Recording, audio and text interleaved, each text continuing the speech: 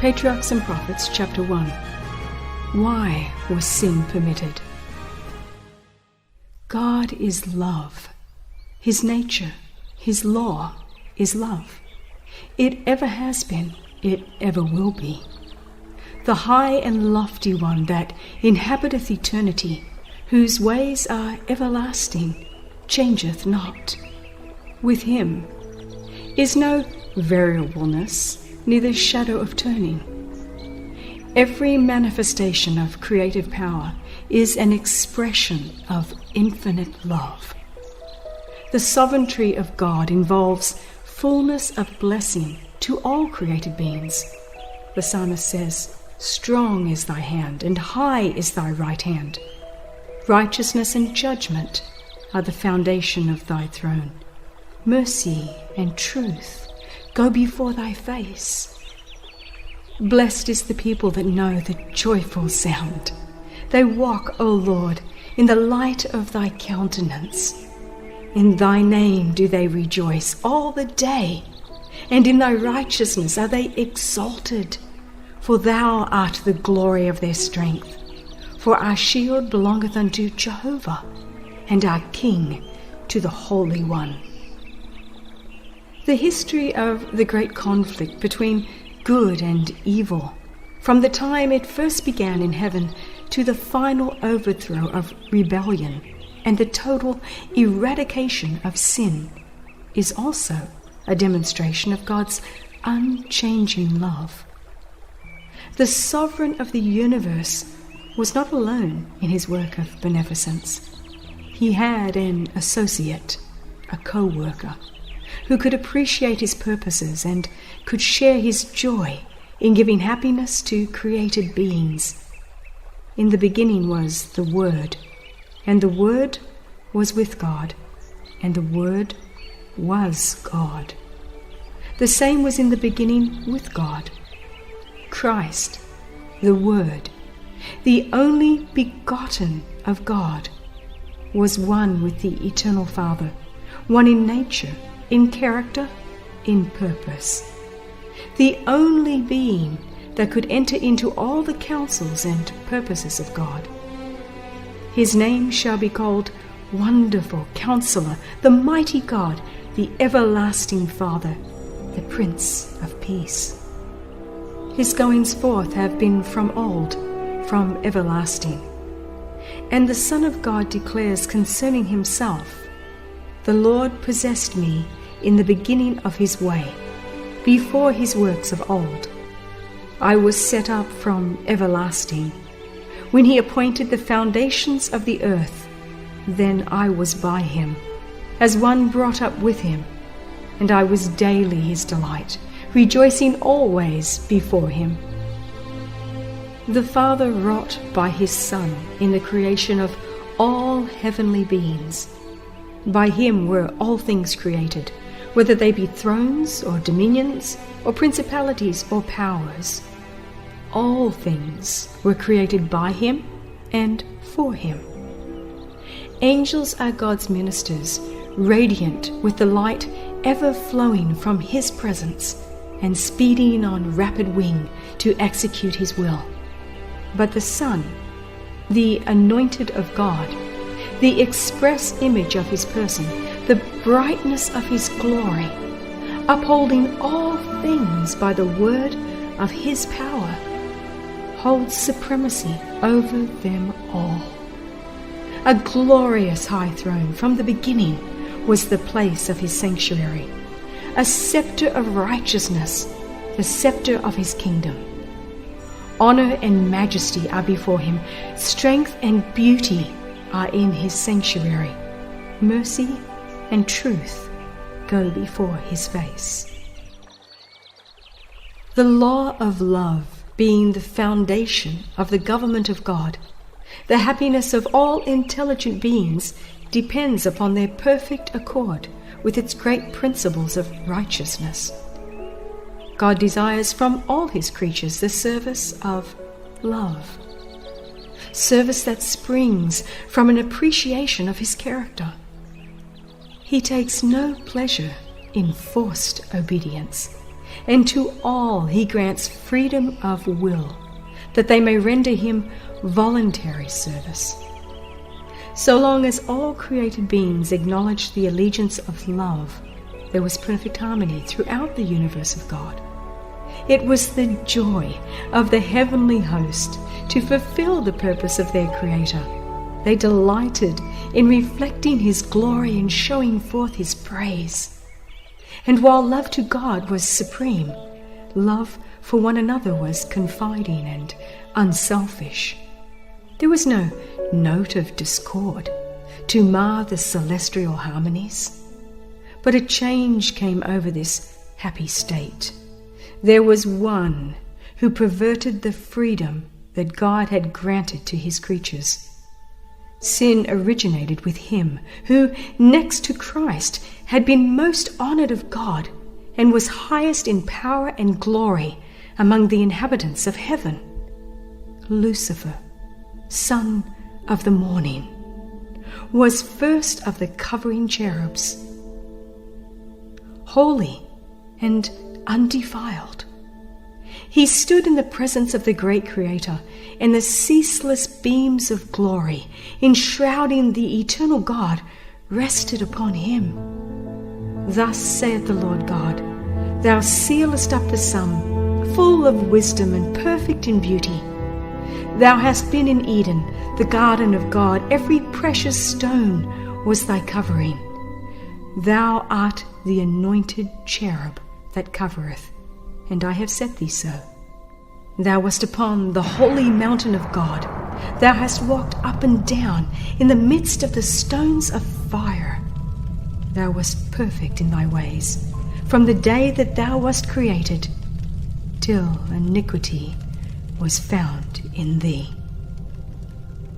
Little by little, Lucifer came to indulge the desire for self-exaltation. The scripture says, Thine heart was lifted up because of thy beauty. Thou hast corrupted thy wisdom by reason of thy brightness. Thou hast said in thine heart, I will exalt my throne above the stars of God. I will be like the Most High. Though all his glory was from God, this mighty angel came to regard it as pertaining to himself. Not content with his position, though honored above the heavenly host, he ventured to covet homage due alone to the Creator. Instead of seeking to make God supreme in the affections and allegiance of all created beings, it was his endeavor to secure their service and loyalty to himself. And coveting the glory with which the infinite Father had invested his Son, this Prince of Angels aspired to power that was the prerogative of Christ alone. Now, the perfect harmony of heaven was broken. Lucifer's disposition to serve himself instead of his Creator aroused a feeling of apprehension when observed by those who considered that the glory of God should be supreme. In heavenly council, the angels pleaded with Lucifer. The Son of God presented before him the greatness, the goodness, and the justice of the Creator, and the sacred, unchanging nature of his law. God himself had established the order of heaven, and in departing from it, Lucifer would dishonor his Maker and bring ruin upon himself. But the warning, given in infinite love and mercy, only aroused a spirit of resistance. Lucifer allowed his jealousy of Christ to prevail and became the more determined to dispute the supremacy of the Son of God, thus impeaching the wisdom and love of the Creator, had become the purpose of this Prince of Angels. To this object, he was about to bend the energies of that mastermind which, next to Christ's, was first among the hosts of God. But he who would have the will of all his creatures free left none unguarded to the bewildering sophistry by which rebellion would seek to justify itself. Before the great contest should open, all were to have a clear presentation of his will, whose wisdom and goodness were the spring of all their joy. The King of the universe summoned the heavenly hosts before him, that in their presence he might set forth the true position of his Son and show the relation he sustained to all created beings.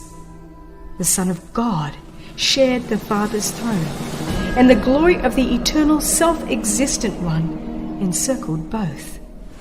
About the throne gathered the holy angels, a vast, unnumbered throng, 10,000 times 10,000, and thousands of thousands. The most exalted angels, as ministers and subjects, rejoicing in the light that fell upon them from the presence of the deity. Before the assembled inhabitants of heaven, the King declared that none but Christ, the only begotten of God, could fully enter into his purposes, and to him it was committed to execute the mighty counsels of his will. The Son of God had wrought the Father's will in the creation of all the hosts of heaven, and to him, as well as to God, their homage and allegiance were due. Christ was still to exercise divine power in the creation of the earth and its inhabitants. But in all this, he would not seek power or exaltation for himself, contrary to God's plan, but would exalt the Father's glory and execute his purpose of beneficence and love. The angels joyfully acknowledged the supremacy of Christ, and prostrating themselves before him, poured out their love and adoration. Lucifer bowed with them, but in his heart there was a strange, fierce conflict. Truth, justice, and loyalty were struggling against envy and jealousy. The influence of the holy angels seemed for a time to carry him with them, as songs of praise ascended in melodious strains, swelled by thousands of glad voices. The spirit of evil seemed vanquished. Unutterable love thrilled his entire being. His soul went out in harmony with the sinless worshippers, in love to the Father and the Son. But again, he was filled with pride in his own glory. His desire for supremacy returned, and envy of Christ was once more indulged. The high honors conferred upon Lucifer were not appreciated as God's special gift, and therefore called forth no gratitude to his Creator. He gloried in his brightness and exaltation, and aspired to be equal with God. He was beloved and reverenced by the heavenly host. Angels delighted to execute his commands, and he was clothed with wisdom and glory above them all. Yet the Son of God was exalted above him, as one in power and authority with the Father. He shared the Father's counsels, while Lucifer did not thus enter into the purposes of God. Why, questioned this mighty angel, should Christ have the supremacy? Why is he honored above Lucifer? Leaving his place in the immediate presence of the Father, Lucifer went forth to diffuse the spirit of discontent among the angels. He worked with mysterious secrecy, and for a time concealed his real purpose under an appearance of reverence for God. He began to insinuate doubts concerning the laws that govern heavenly beings. intimating that though laws might be necessary for the inhabitants of the worlds, angels, being more exalted, needed no such restraint, for their own wisdom was a sufficient guide. They were not beings that could bring dishonor to God. All their thoughts were holy. It was no more possible for them than for God himself to err. The exaltation of the Son of God as equal with the Father was represented as an injustice to Lucifer, who, it was claimed, was also entitled to reverence and honor. If this Prince of Angels could but attain to his true exalted position, great good would accrue to the entire host of heaven, for it was his object to secure freedom for all. But now, even the liberty which they had hitherto enjoyed was at an end. For an absolute ruler had been appointed them, and to his authority all must pay homage. Such were the subtle deceptions that through the wiles of Lucifer were fast obtaining in the heavenly courts. There had been no change in the position or authority of Christ. Lucifer's envy and misrepresentation and his claims to equality with Christ had made necessary a statement of the true position of the Son of God, but this had been the same from the beginning. Many of the angels were, however, blinded by Lucifer's deceptions, taking advantage of the loving, loyal trust reposed in him by the holy beings under his command. He had so artfully instilled into their minds his own distrust and discontent that his agency was not discerned. Lucifer had presented the purposes of God in a false light, misconstruing and distorting them to excite dissent and disaffection. He cunningly drew his hearers on to give utterance to their feelings. Then these expressions were repeated by him when it would serve his purpose, as evidence that the angels were not fully in harmony with the government of God. While claiming for himself perfect loyalty to God, he urged that changes in the order and laws of heaven were necessary for the stability of the divine government. Thus, while working to excite opposition to the law of God and to instill his own discontent into the minds of the angels under him, he was ostensibly seeking to remove disaffection and to reconcile disaffected angels to the order of heaven, while secretly fomenting discord and rebellion. He, with consummate craft, caused it to appear as his sole purpose to promote loyalty and to preserve harmony and peace. The spirit of disaffection thus kindled was doing its baleful work. While there was no open outbreak, division of feeling imperceptibly grew up among the angels. There were some who looked with favor upon Lucifer's insinuations against the government of God. Although they had heretofore been in perfect harmony with the order which God had established, they were now discontented and unhappy because they could not penetrate his unsearchable counsels. They were dissatisfied with his purpose in exalting Christ. These stood ready to second Lucifer's demand for equal authority with the Son of God.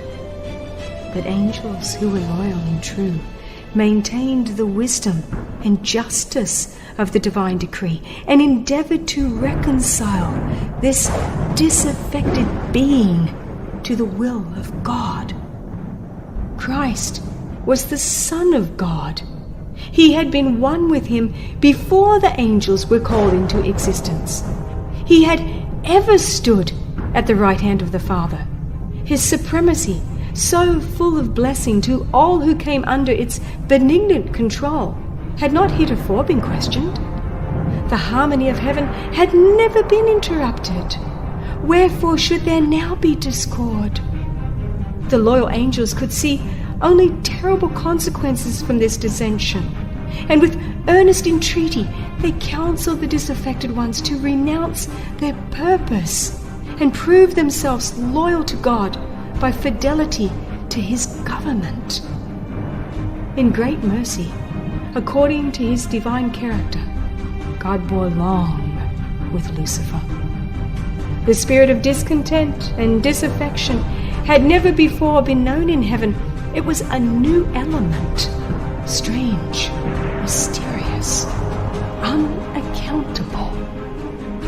Lucifer himself had not at first been acquainted with the real nature of his feelings.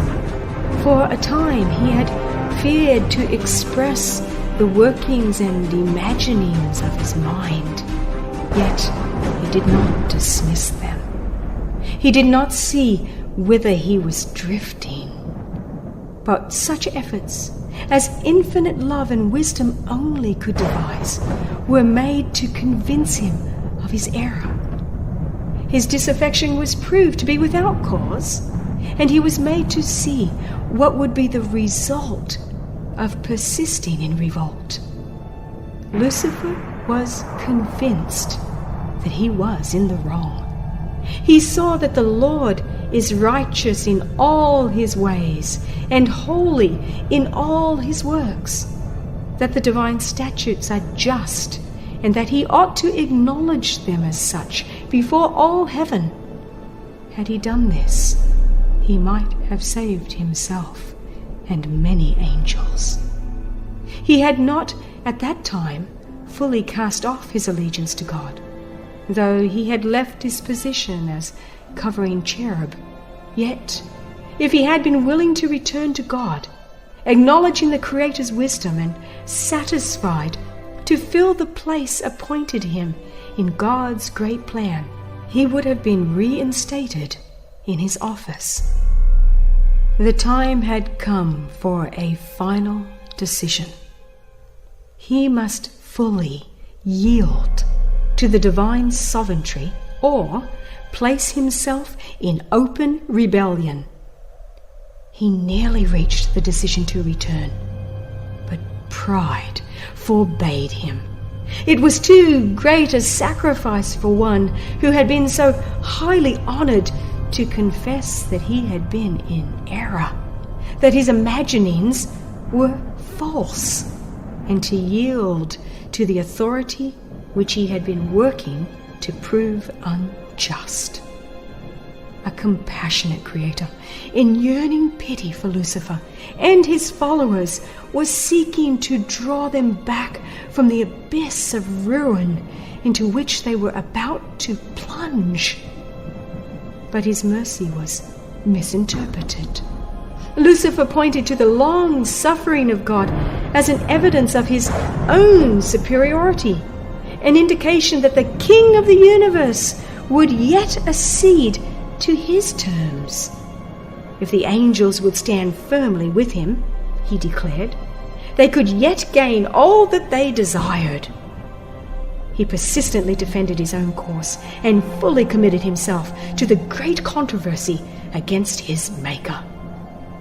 Thus it was that Lucifer, the light bearer, the sharer of God's glory, the attendant of his throne, by transgression became Satan, the adversary of God and holy beings, and the destroyer of those whom heaven had committed to his guidance and guardianship. Rejecting with disdain the arguments and entreaties of the loyal angels, he denounced them as deluded slaves.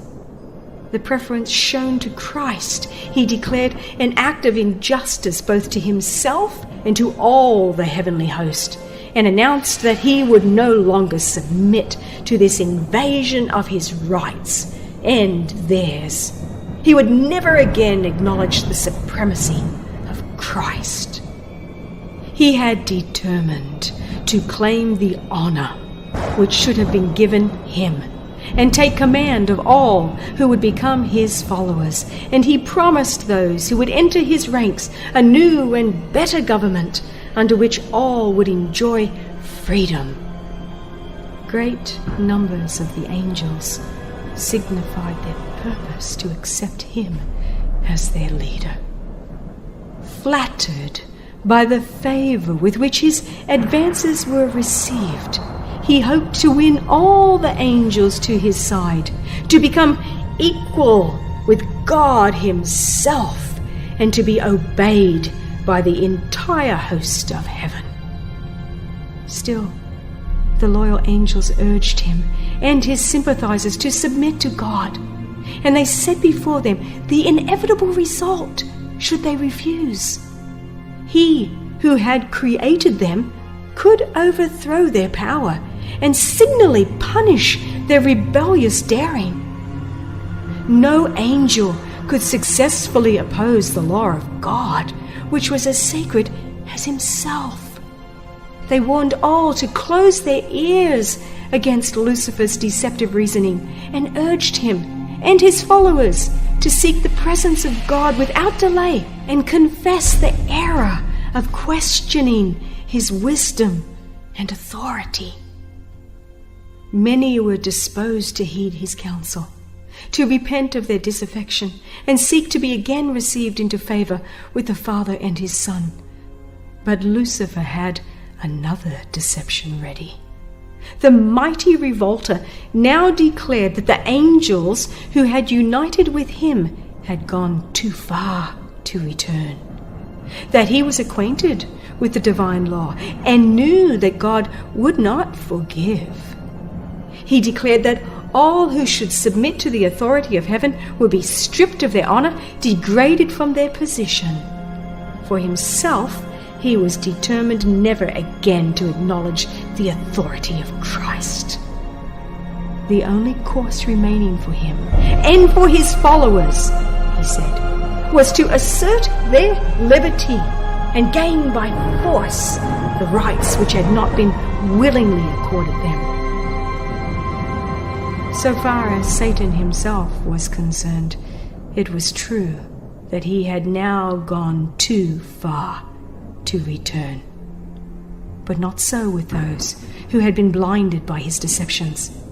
To them the counsel and entreaties of the loyal angels opened a door of hope, and had they heeded the warning, they might have broken away from the snare of Satan.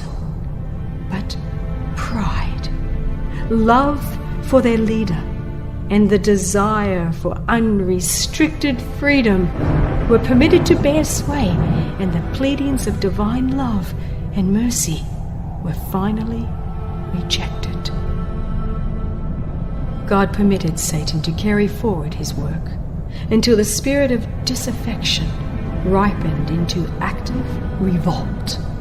It was necessary for his plans to be fully developed, that their true nature and tendency might be seen by all. Lucifer, as the anointed cherub, had been highly exalted. He was greatly loved by the heavenly beings, and his influence over them was strong. God's government included not only the inhabitants of heaven, but of all the worlds that he had created. And Lucifer had concluded that if he could carry the angels of heaven with him in rebellion, he could carry also all the worlds. He had artfully presented his side of the question, employing sophistry and fraud to secure his objects. His power to deceive was very great. By disguising himself in a cloak of falsehood, he had gained an advantage. All his acts were so clothed with mystery that it was difficult to disclose to the angels the true nature of his work. Until fully developed, it could not be made to appear the evil thing it was. His disaffection would not be seen to be rebellion. Even the loyal angels could not fully discern his character or see to what his work was leading. Lucifer had at first so conducted his temptations that he himself stood uncommitted. The angels whom he could not bring fully to his side, he accused of indifference to the interest of heavenly beings. The very work which he himself was doing, he charged upon the loyal angels. It was his policy to perplex with subtle arguments concerning the purposes of God. Everything that was simple he shrouded in mystery, and by artful perversion cast doubt upon the plainest statements of Jehovah. And his high position, so closely connected with the divine government, gave greater force to his misrepresentations. God could employ only such means as were consistent with truth and righteousness. Satan could use what God could not: flattery and deceit. He had sought to falsify the word of God and had misrepresented his plan of government, claiming that God was not just in imposing laws upon the angels, that in requiring submission and obedience from his creatures, he was seeking merely the exaltation of himself. It was therefore necessary to demonstrate before the inhabitants of heaven and all the worlds that God's government is just, his law perfect. Satan had made it appear that he himself was seeking to promote the good of the universe.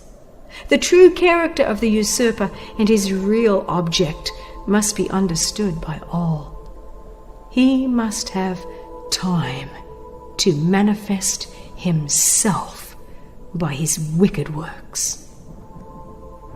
The discord which his own course had caused in heaven, Satan charged upon the government of God. All evil he declared to be the result of the divine administration. He claimed that it was his own object to improve upon the statutes of Jehovah. Therefore God permitted him to demonstrate the nature of his claims, to show the working out of his proposed changes in the divine law. His own work must condemn him.